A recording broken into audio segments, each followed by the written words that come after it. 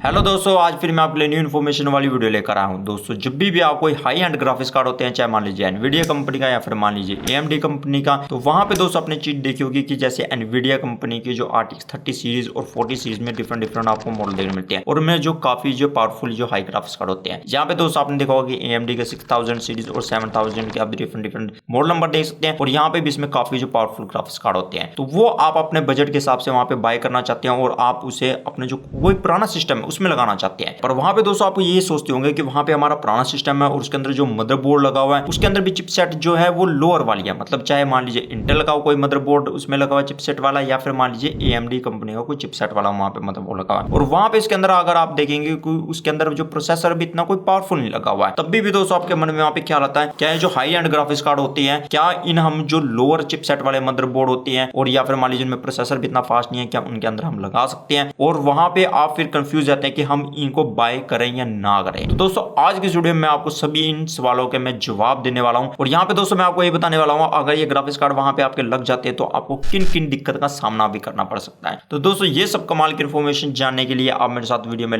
Last तक बने रहिए। तो देर ना करते हुए शुरुआत करते हैं।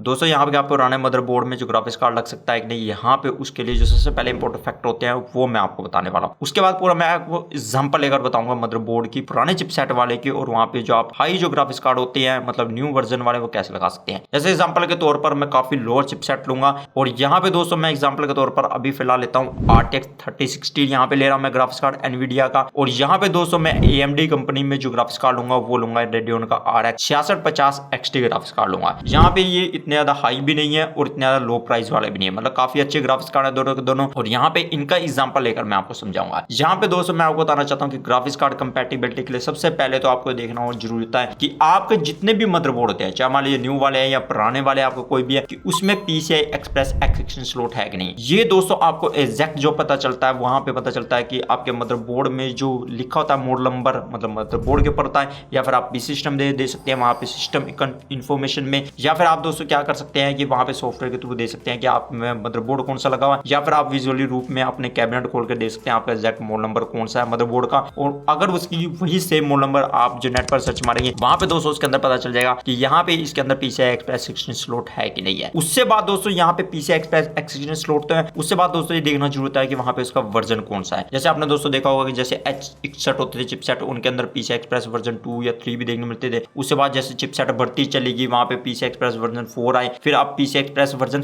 5 के यानी कि वहां पे जो आपके जो स्लॉट चल रही है मतलब जो हायर एंड वाले, मान लीजिए कि कोई आपका मदरबोर्ड है वहां पे जैसे वाले जेड चिपसेट वाले जितने भी होते हैं वहां पे आपको 5 देखने को मिलते हैं, मतलब यानी कि LG 1700 में, तो वहां पे आपको ये जो हायर देखने को मिलेंगे रिवीजन जो होते हैं हमारे PCI Express वाले। यहाँ पे दोस्तों अगर आप इस जो टेबल में देखेंगे तो वहां पे आपको दोस्तों देखने को मिलेगा कि यहाँ पे PCI Express जो लेंस होती है मतलब लेंस के हिसाब से आप वहां पे दे सकते हैं। अगर दोस्तों आपको नहीं पता कि यहाँ पे लेन का मतलब क्या होता है तो इसके ऊपर मैंने पहले डिटेल से वीडियो बनाई है, आप इस आई बटन पे क्लिक करके वीडियो को देख सकते हैं। जैसे X1 है, X2 है, X4 है, X8 है, X16 है और रिवीजन के हिसाब से वहां पे उनकी जो स्पीड आप देख सकते हैं। जैसे कि दोस्तों आप इस टेबल में देख सकते हैं, तो यहाँ पे दोस्तों आपको सभी कुछ पता चल जाएगा कि यहाँ पे वर्जन के हिसाब से उनकी जो स्पीड कितनी होती है। अब दोस्तों हम बात करते हैं कि जैसे मान लीजिए मैं एग्जांपल के तौर पर यहाँ पे ले चुका हूँ कि जो हमारा RTX 3060 है, यहाँ पे दोस्तों ये जो है PCI Express वर्जन 4 पे काम करता है और X16 लेन होनी जरूरी है। अगर दोस्तों आपके मन में आएगा कि हमारा कोई मदरबोर्ड है और उसके अंदर जो PCI Express जो मतलब X16 स्लॉट होता है पर वहां पे दोस्तों के अंदर रिवीजन जो 3 है, और या फिर कई जो मदरबोर्ड थे वहां पे X16 स्लॉट है पर उसमें रिवीजन 2 है, क्या उसके अंदर भी लगता है? तो दोस्तों मैं आपको बता दूं कि यहाँ पे कोई भी आपका ग्राफिक्स कार्ड है वो बैकवर्ड कंपैटिबिलिटी होता है। मान लीजिए आपके जो जितने भी है मतलब PCI Express वर्जन 4 वाले हैं न्यू वाले भी और X16 लेन पे काम करते हैं, तो पुरानी जितने भी रिवीजन होते हैं जो रिवीजन 3 होते हैं या फिर रिवीजन 2 है उस पे भी वो काम करते हैं। तो यहाँ पे दोस्तों जैसे आप देख सकते हैं उसकी जो थ्रोटपुट स्पीड होती है वो आप जैसे देख सकते हैं वर्जन के हिसाब से कैसे है। तो यहाँ पे दोस्तों सिंपल मतलब ये है कि अगर वो ग्राफिक्स कार्ड लग गया तो वहां पे क्या होगा कि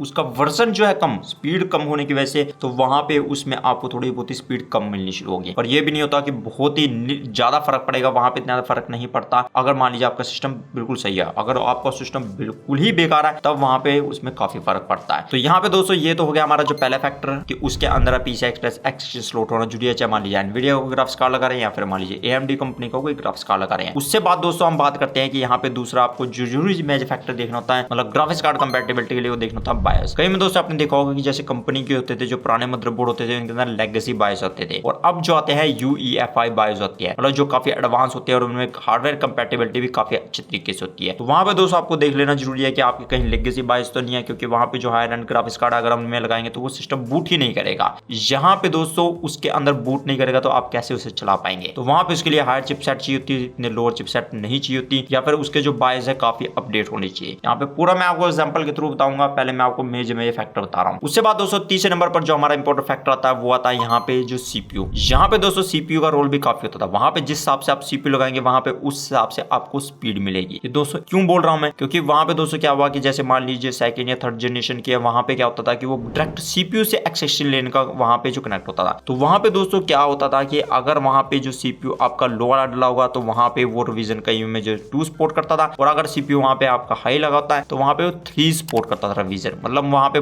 डिपेंड ये करता था कि आपका CPU कौन सा लगा हुआ है, तो उस हिसाब से वहां पे उसकी स्पीड बनती थी। मतलब आपके मान लीजिए किसी मदरबोर्ड में रिवीजन 3 है पर वहां पे आपने प्रोसेसर लो लगाया हुआ है जो वहां पे 2.0 ही सपोर्ट करता है, तो वो 2.0 ही आपके वहां पे स्पीड मिलेगी। उसके बाद दोस्तों जो फोर्थ आपका मेजर यहाँ पे फैक्टर डिपेंड करता है वो करता है PSU मतलब पावर सप्लाई यूनिट। यहाँ पे दोस्तों आपने देखा होगा पावर सप्लाई यूनिट में क्या होता है कि वहां पे हमारे हर जो ग्राफिक्स कार्ड के लिए रिकमेंडेड पावर सप्लाई बताई होती है। अगर दोस्तों आप जैसे स्टेबल में देखें 30 या 40 सीरीज के तो वहां पे आपको नीचे देखने को मिलेगा कि वहां पे रिकमेंडेड पावर सप्लाई बताई गई है। जैसे RTX 3060 के लिए यहाँ पे जो रिकमेंडेड पावर सप्लाई बताई है वो यहाँ पे बताई है 550 वाट की, और वो पावर कंजप्शन जो लेते हैं 170 वाट की। अगर दोस्तों यहाँ पे मैं AMD के मतलब रेडियन के RX 6650 XT की बात करूं और वहां पे दोस्तों अगर आप उसके देखेंगे तो वो वहां पे लिखा हुआ है कि रिकमेंडेड पावर सप्लाई में 500 वाट चाहिए होती है, और यहाँ पे जितनी जो वाटेज कंजप्शन करता है वो आप यहाँ पे देख सकते हैं। तो यहाँ पे दोस्तों आपको क्लियरली समझ में आ जाएगा कि यहाँ पे जो पावर फैक्टर भी इंपॉर्टेंट रखता है। ये नहीं होता कि वहां पे मान लीजिए रिकमेंडेड पावर सप्लाई आपके 500 दी है या फिर मान लीजिए 600 दी है और वहां पे आपको 300 वाट वहां पे लगाने। और वहां पे दोस्तों आपने देखा जितने भी लेटेस्ट हमारे जितने भी ग्राफिक्स कार्ड होते हैं उनके अंदर आपको वहां पे पावर जो वहां पे अडेप्टर लगाना पड़ता है, मतलब 8 पिन वाला, कईयों में आपके 12 होते हैं, कईयों में 16 होते हैं। वहां पे डिपेंड करता है अलग अलग ग्राफिक्स कार्ड के मॉडल नंबर के हिसाब से। तो वहां पे उसके लिए एक्स्ट्रा जो पावर सप्लाई से आपको जो पावर देनी पड़ती है, तो वो बहुत इंपॉर्टेंट फैक्टर है दोस्तों। अगर वहां पे आपके पास जो पावर सप्लाई अच्छी नहीं होगी और वहां पे लोड नहीं ले सकती तो वहां पे आपका PC सिस्टम भी खराब होगा, आपका ग्राफिक्स कार्ड भी, और बाकी जितने भी कंपोनेंट है उन पे भी नुकसान पहुंच सकता है। तो यहाँ पे दोस्तों अगर वहां पे जो पावर कट का ऑप्शन ही है, मतलब वहां पे power supply automatic cut load के हिसाब से कट मारती है कि नहीं, तो वहां पे फिर आपका सिस्टम बूट भी नहीं करेगा ना ग्राफिक्स कार्ड लगेगा। तो यहाँ पे दोस्तों ये जो हमारा होता है फोर्थ जो इंपॉर्टेंट फैक्टर होता है। उसके बाद दोस्तों जो हमारा फिफ्थ जो इंपॉर्टेंट फैक्टर होता है वो यहाँ पे होता है कि स्पेस। आपने वहां पे मान लीजिए ग्राफिक्स कार्ड काफी जो हीट सिंक वाला बड़ा वाला बाय कर लिया है और वहां पे उसमें स्लॉट जो काफी है घेरता है, मतलब 2 या 3 या उससे ज्यादा स्लॉट घेर सकता है, वो होता है इसकी हीट सिंक या ग्राफिक्स कार्ड कितना बड़ा है। तो वहां पे दोस्तों अगर वहां पे आप कैबिनेट छोटी होगी आपकी मिनी वाली होगी या स्मॉल फॉर्म फैक्टर वाली आपने दोस्तों देखी होगी कि वहां पे काफी जो स्लिम ट्रिम होती है और उसके अंदर वहां पे ग्राफिक्स कार्ड लगेंगे तो वहां पे वो लगेगा नहीं। तो यहाँ पे दोस्तों ये भी मेजर फैक्टर जो आपका डिपेंड करता है। तो यहाँ पे दोस्तों ये तो हो गए 5 इंपॉर्टेंट फैक्टर जो आपके डिपेंड करते हैं ग्राफिक्स कार्ड कंपैटिबिलिटी के लिए। अब दोस्तों ये सभी इंपॉर्टेंट फैक्टर जो मैंने आपको 5 के 5 बताए हैं, यहाँ पे मैं आपको एग्जांपल के थ्रू समझाता हूँ। जैसे मेरे पास कोई पुराना सिस्टम है और वहां पे उसके अंदर जो मदरबोर्ड लगा हुआ वो H61 चिपसेट वाला लगा हुआ है, मतलब इंटेल की चिपसेट वाला। यहाँ पे दोस्तों एग्जांपल के तौर पर यहाँ पे जो मदरबोर्ड है गीगाबाइट का है GA-H61MDH2 जिसका जो मॉडल नंबर है रिवीजन 3 वाला है। और यहाँ पे दोस्तों इसके अंदर जो मैं ग्राफिक्स कार्ड लगाना चाहता हूँ एग्जांपल के तौर पर एनवीडिया का मैं RTX 3060 का ग्राफिक्स कार्ड लगाना चाहता हूँ, और यहाँ पे AMD का मैं मान लीजिए कि वहां पे RX जो वहां पे 6650 XT जो ग्राफिक्स कार्ड लगाना चाहता हूँ। अब दोस्तों यहाँ पे सबसे पहले तो मुझे देखना जरूरी है कि अगर दोनों में से कोई ग्राफिक्स कार्ड लगाता हूँ, सबसे पहले तो मुझे देखना जरूरी है कि यहाँ पे इसके अंदर जो मैंने मदरबोर्ड जो मेरे पास है उसके अंदर PCI Express एक्सटेंशन स्लॉट है नहीं। जैसे मैंने सबसे पहले आपको फैक्टर बताया था, अब वहां पे मैं उसकी स्पेसिफिकेशन में जाऊंगा जैसे मैंने बताया था मॉडल नंबर के हिसाब से, और वहां पे उसकी स्पेसिफिकेशन या मैनुअल में देखेंगे आपको देखने को मिल जाएगा। तो वहां पे आप दोस्तों देखिए यहाँ पे जो एक्सपेंशन स्लॉट में दिया और वहां पे आपको देखने को मिलेगा कि एक्सटेंशन स्लॉट इसके अंदर है और PCI Express जो 3.0 स्टैंडर्ड वाला है। पर यहाँ पे दोस्तों जैसे मैंने आपको बताया था कि दूसरा फैक्टर एक बायोस और तीसरा मैंने आपको बताया था CPU। तो यहाँ पे CPU के साथ कैसे लिंक है, यहाँ पे दोस्तों बताया कि CPU के साथ भी वहां पे डिपेंड करता है, क्योंकि वहां पे वो जो डिपेंड करता है कि आपके वहां पे स्पीड कितनी मिलेगी वो भी डिपेंड करता था जितने भी पुराने सिस्टम होते थे। जैसे इसके अंदर यहाँ पे आपको ब्रैकेट में लिखा हुआ है कि यहाँ पे जो PCI Express जो स्टैंडर्ड 3.0 था, पर यहाँ पे डिपेंड करता है कि आपका वहां पे CPU कौन सा है, क्योंकि यहाँ पे दोस्तों ये H61 चिपसेट है वो सेकंड और थर्ड जनरेशन के प्रोसेसर को सपोर्ट करती है। तो यहाँ पे दोस्तों उसमें डिपेंड करता करता है कि वहाँ पे सेकंड जन का प्रोसेसर लगा हुआ है, थर्ड जनरेशन का। सबसे पहला फैक्टर तो हमारा यहाँ पे कंप्लीट हो चुका है कि वहाँ पे उसके अंदर X16 स्लॉट है, तो हमारा ग्राफिक्स कार्ड लगते हैं, मतलब दोनों यहाँ पे हम कोई भी लगाना चाहते हैं वो लग सकते हैं। पर वहाँ पे दोस्तों हमें स्पीड कितनी मिलेगी, यहाँ पे दोस्तों सेकंड जन का प्रोसेसर लगा हुआ, अगर उसमें आप जैसे एग्जांपल के तौर पर लेंगे, जैसे i3 लगा हुआ है, 2130 लगा हुआ है, या फिर मान लीजिए i5 का वहाँ पे आपका 2320 लगा हुआ है, तो आप दोस्तों वहाँ पे देखेंगे कि वो जो है मतलब उसके स्पेस में देखेंगे वहाँ पे वो जो PCI Express LAN सपोर्ट करते हैं, Ryzen 2.0 सपोर्ट करते हैं, दोनों प्रोसेसर, मतलब दोनों के आप स्पेक में देखेंगे। तो इसका मतलब है कि मान लीजिए कि मेरा मैक जो मदरबोर्ड है वो PCI Express 3 वाला है, और वहाँ पे CPU की लिमिट है, क्योंकि वो मैंने जैसे दोस्तों आपको बता दिया है कि वहाँ पे हमारे सीधा जो डायरेक्ट लिंक होगा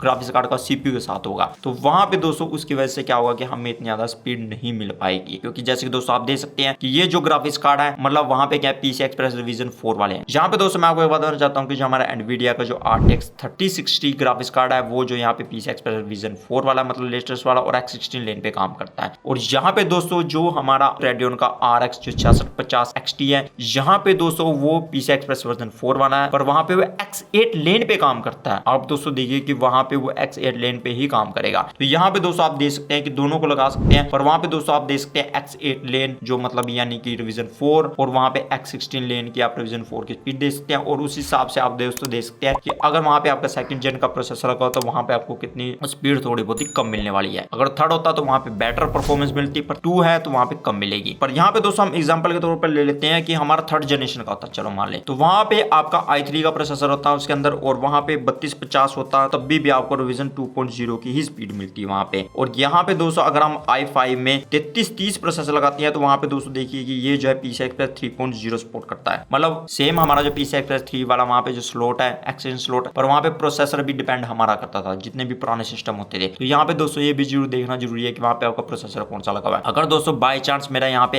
H61 चिपसेट में और यहाँ पे जो i5 का जो थर्ड जनरेशन का प्रोसेसर लगा है, तो वहाँ पे Ryzen 3.0 सपोर्ट करता है, जैसे आप दोस्तों 3330 में, तो वहाँ पे मुझे इस ग्राफिक्स कार्ड की काफी अच्छी स्पीड मिलने वाली। अगर दोस्तों यहाँ पे मैं दोनों में से कोई भी ग्राफिक्स कार्ड यहाँ पे लगाता हूँ, क्योंकि यहाँ पे जो इसका जो है एक वर्जन ही लोअर वाला है, वहाँ पे हमारा जो मदरबोर्ड भी सपोर्ट करता है और जो हमारा CPU भी सपोर्ट करता है, तो वहाँ पे काफी अच्छी स्पीड मिलेगी। अब दोस्तों उससे बाद बात करते हैं कि यहाँ पे उससे बाद बायोस का मैंने क्यों बताया। जैसे दोस्तों मैंने आपको बताया कि वहाँ पे बायोस भी इस करके डिपेंड करते हैं कि वही लेगेसी बायोस तो नहीं है। यहाँ पे दोस्तों आपने देखा होगा कि जो कंपनी तरफ से आते हैं उनमें जैसे ज्यादातर होते हैं लेगेसी होती है, उनमें UEFI का भी कई में ऑप्शन होता है, पर ज्यादातर में नहीं होता जितने भी हमारे पुराने जो मदरबोर्ड होते थे। पर अगर मान लीजिए आप हायर चिपसेट में चल जाएंगे, जैसे 81, जैसे मान लीजिए 100 सीरीज, या मान लीजिए 200, 300, 400, या फिर मान लीजिए जैसे 500, 600, अब जो 700 चल रही है इंटेल की, ऐसे मान लीजिए AMD में आप सीरीज में बढ़ते चले जाएंगे, तो वहां पे इतना ज्यादा मैटर नहीं करता, क्योंकि मैंने आपको बहुत ही लोअर जो चिपसेट वाली एग्जांपल लेकर बताई है। तो यहाँ पे दोनों सेम केस में ऐसे ही है। तो यहाँ पे दोस्तों आप देखेंगे कि बायोस में जैसे इस मदरबोर्ड की एग्जांपल लेता हूँ, और यहाँ पे दोस्तों आपको देखने को मिलेगा कि वहां पे अगर आपके वहां पे सिस्टम बूट नहीं कर रहा ग्राफिक्स कार्ड लगाने दे, तो वहां पे दोस्तों आपको देख लेना है कि वहां पे आपके जो बायोस अपडेट है या नहीं है। अगर दोस्तों वहां पे बायोस आपके अपडेट नहीं है तो उसे अपडेट कीजिए। जैसे एग्जांपल के तौर पर यही सेम मदरबोर्ड लेता हूँ और यहाँ पे इसके जो स्पोर्ट सेक्शन में जाऊंगा और वहां पे देखूंगा मैं इसके बायोस देखूंगा। बायोस में आपको जैसे दोस्तों देखने को मिलेगा यहाँ पे कि यहाँ पे दोस्तों इसके डिफरेंट वर्जन दिए, जैसे F1, F2,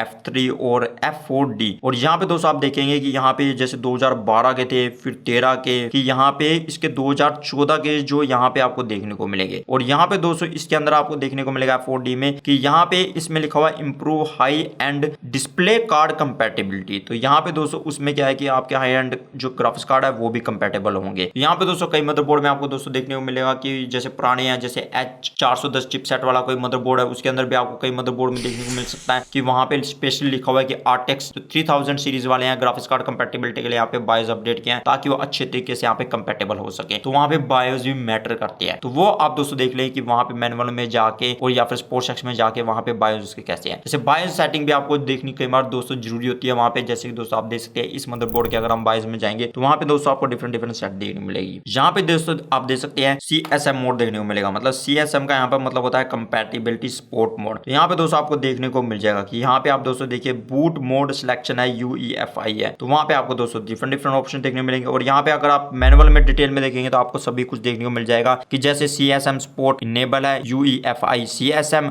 डिफॉल्ट है। और यहाँ पे दोस्तों आप बूट सिलेक्शन मोड भी कर सकते हैं वहाँ पे कि लेगेसी कर सकते हैं या फिर UEFI एंड लेगेसी या फिर UEFI। तो वो आप पे डिपेंड करता है कि वहाँ पे आप कौन सा सिस्टम चलाकर वहाँ पे आप दोस्तों देख सकते हैं। अगर उसमें लेगेसी है तो आप UEFI करिए, आपके वहाँ पे हार्डवेयर कंपैटिबिलिटी जरूरी हो जाएगी। या फिर आप CSM सपोर्ट इनेबल कर सकते हैं जिसमें आपके कंपैटिबिलिटी कंपैटिबिलिटी सपोर्ट मोर करके आपका ग्राफिक्स कार्ड वहां पे लग जाएगा और बूट सिस्टम में भी आपका काफी अच्छे तरीके से चलेगा और वहां पे आपको डिस्प्ले भी दे देगा। उसके बाद जो हमारा जो फोर्थ फैक्टर जो इंपॉर्टेंट होता है वो होता है पावर सप्लाई यूनिट। यहाँ पे एग्जांपल के तौर पर मैं लेता हूँ कि मेरे वहां पे कैबिनेट के अंदर जो 300 वाट की है तो मैं यहाँ पे नहीं लगा सकता क्योंकि रिकमेंडेड पावर सप्लाई जो बताई गई है, चाहे मान लीजिए आपकी बढ़िया पावर सप्लाई है पर लोड वहां पे लेगा तो आपका ग्राफिक्स कार्ड वहां पे जो आपकी परफॉर्मेंस नहीं दे पाएगा। अगर वहां पे कई बार क्या होता है कि लोड ज्यादा पड़ गया तो आपकी पावर सप्लाई अगर अच्छी नहीं है तो वो क्या करेगी, आपके जो पार्ट्स को खराब कर सकते हैं या पावर सप्लाई खराब हो जाएगी। तो यहाँ पे दोस्तों आपको देख लेना जरूरी है। वहां पे मान लीजिए कि एक और केस लेते हैं कि जैसे 500 वाट की है और यहाँ पे जो उन्होंने रिकमेंडेड पावर सप्लाई बताई है RTX 3060 के लिए यहाँ पे 550 बताई गई है। तो उसके लिए दोस्तों आप क्या कर सकते हैं कि वहाँ PSC कैलकुलेटर होता है तो वहाँ पे उसमें एग्जैक्ट प्रोसेसर बनेंगे। आप जो ग्राफिक्स कार्ड लगाना चाहते हैं, आपके कितना जो सिस्टम हार्ड ड्राइव लगी है, रैम लगी है, तो वहाँ पे PSC कैलकुलेटर बताता है। अगर वहाँ पे आपके जो पावर सप्लाई है मतलब गोल्ड वाली है तो वहाँ पे वो लोड ले लेता है। मतलब वहाँ पे आपको PSC कैलकुलेटर से ऐसे देख लेना है कि आपके वहाँ पे कितने वाटेज कंजप्शन हो रही है, वहाँ पे फैन की संख्या भर के आप उसको सब कुछ भर के आपको पता चल जाएगा। उसके बाद दोस्तों यहाँ पे दोनों के केस में देखेंगे कि अगर हम RTX 3060 ले रहे हैं या फिर मान लीजिए जो RX 6650 XT ले रहे हैं तो उसमें आपके जो 500 वाटेज यहाँ पे बताई गई है और इसमें 500 जो वाटेज बताई गई है जो आपको रिकमेंडेड पावर सप्लाई बताई गई है, तो वो आपको देख लेना जरूरी है कि वहाँ पे आपके पास पावर सप्लाई है कि नहीं। और उस पावर सप्लाई के अंदर जो आपकी जो स्लॉट लगाने के लिए होती है, मतलब वहाँ पे जो पिन लगाने के लिए होती है 8 पिन या जितने आपको अडेप्टर बताया गया कि इसमें एक्स्ट्रा पावर देनी पड़ेगी, वो आपके है कि नहीं है, ये भी दोस्तों आपको देख लेना जरूरी है। उसके बाद दोस्तों हम आखिरी जो फैक्टर बात करते हैं वो यहाँ पे बात करते हैं कि यहाँ पे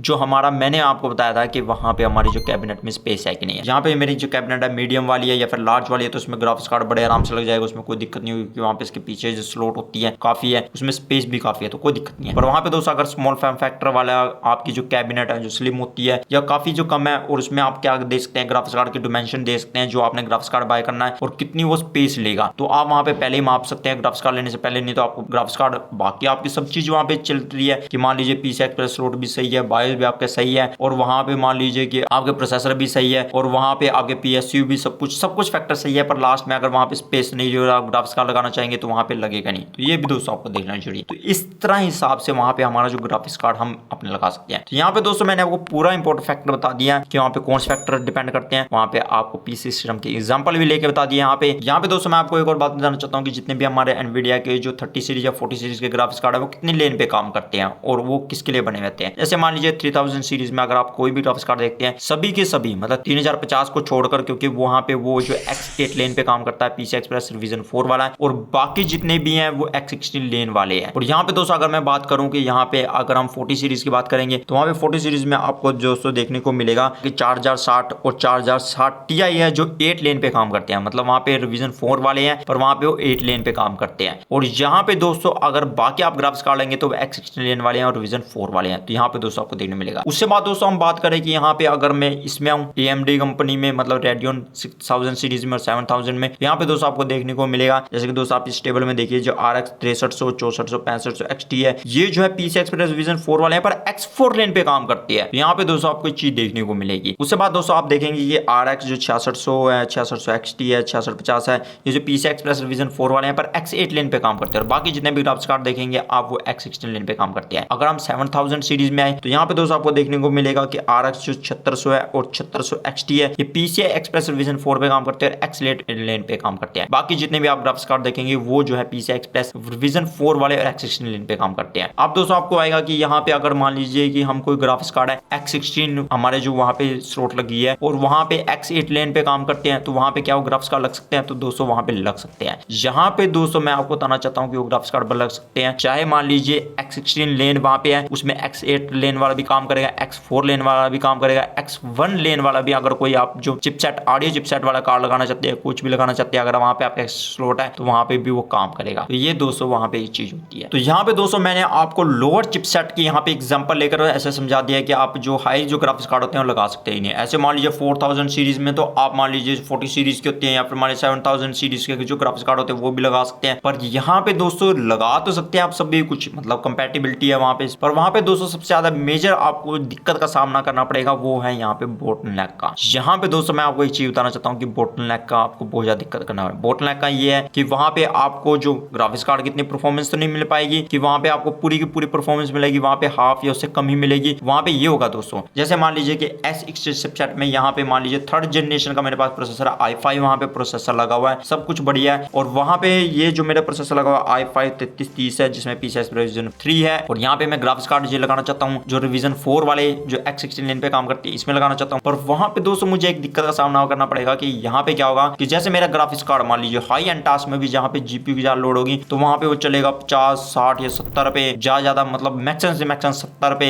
या उससे कम ही चलेगा, मतलब लोड लेगा। और वहां पे जो हमारा CPU जा रहा होगा 100% पे, रैम भी फुल कैपेसिटी पे अपनी जा रही होगी वहां पे, या फिर मान लीजिए वहां पे हमारी हार्ड ड्राइव या SSD वाली SATA वाली लगी हुई मतलब उसके अंदर, तो वहां पे भी वो लोड में होगी, मतलब बाकी सब चीजें वहां पे फुल लोड में होगी और यहाँ पे ग्राफिक्स कार्ड हमारा जो 60% या 65% से ऊपर ही नहीं जा रहा होगा। मतलब वहां पे क्या होगा कि हमारा बाकी सिस्टम वहां पे बोटलनेक कर रहा है और सिर्फ ग्राफिक्स कार्ड वहां पे पावरफुल है। तो वहां पे इतने ज्यादा पैसे वेस्ट करने का आपका क्या फायदा है। तो वहां पे इससे बढ़िया दोस्तों है कि आप यानी कि पूरा सिस्टम ही वहां पे चेंज कर लीजिए। यहाँ पे दोस्तों आप बढ़िया मतलब पूरा नवा नहीं ले सकते आप हायर चिपसेट वाले, तो आप लोअर चिपसेट वाले ले लीजिए वहां पे 400 या 500 चिपसेट वाले जो मदरबोर्ड थे वो ले लीजिए, उसके हिसाब से प्रोसेसर ले लीजिए, उसमें वहां पे जो अपना ग्राफिक्स कार्ड लगाइए, कैबिनेट आपकी सेम होगी या कैबिनेट भी आप दूसरी लेना चाहते हैं तो वहां पे ये अच्छा कॉम्बिनेशन होता है। मतलब वहां पे पूरा आपको ओवरऑल सिस्टम भी देखना चाहिए कि वहां पे मेरा जो सिस्टम है कहीं ये तो नहीं है कि वहां पे मैंने प्रोसेसर हाई लगा दिया और ग्राफिक्स कार्ड हमारा लो है तो वहां पे फिर भी बोटलनेक होगा, या रैम आपने कम लगा ली तब भी बोटलनेक होगा। ग्राफिक्स कार्ड और आपका CPU अच्छा है पर रैम वहां पे सफिशिएंट नहीं है, या फिर वहां पे जो आपकी SSD लगी है वो अच्छी नहीं है, और या फिर वहां पे एयर फ्लो